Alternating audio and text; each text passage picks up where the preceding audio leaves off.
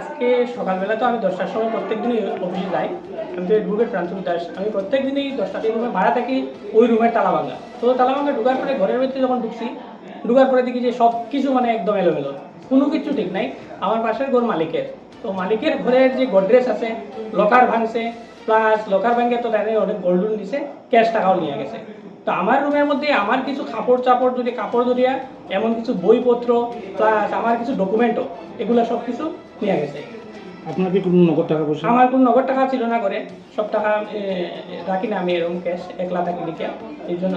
আর এমন কিছু আর তো কিছু নিছে না, মোটামুটি আমার কাপড় টাপড় মিলে আর এলেও তো 25-30 হাজার টাকার জিনিস নিয়ে গেছে আমার। আপনি এই বাড়িতে কতদিন ধরে থাকেন? আজকে এই বাড়িতে থাকি আমি 4 থেকে 5 বছর হইব।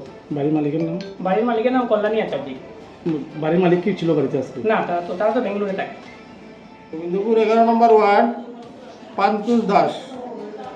তাইনে সে অ্যাডভোকেট, তাইনে একটা রুম ভাড়া থাকে, তাইনে রুমটা চুরি হয়েছে, কাপড় চাপড় নিয়ে গেছে গা, বইটুই নিছে। 2 নম্বর হয়েছে এখানে ওই বাড়ির খুদ মালিক শ্রীমতী কল্যাণী আচার্যি। তাইনের আরও 4টা রুম, গোল্ডেন, তারপরে আপনার সুকেস যেটি ভাঙছে, অল্প স্বর্ণ নিছে এবং ক্যাশ পেয়ে গেছে প্রায় 20,000 টাকা। কোন সময় চুরি হয়েছিল? তো তারা 10টার তো কি 5টার সময় দেখছে এরকম সঠিক তো ফোন দিতে, মানে দিনের বেলাতে চুরি হয়েছে বলে মনে হচ্ছে। এটা তো দিনের বেলা হয়েছে। এর আগে কি তারা প্রত্যেক দিনই কি তারা এরকম বাড়ি খালি থাকতো, এরকম কোনো খবর পাইছেন? তারা সবসময় এরকম কালো হয়ে যায়।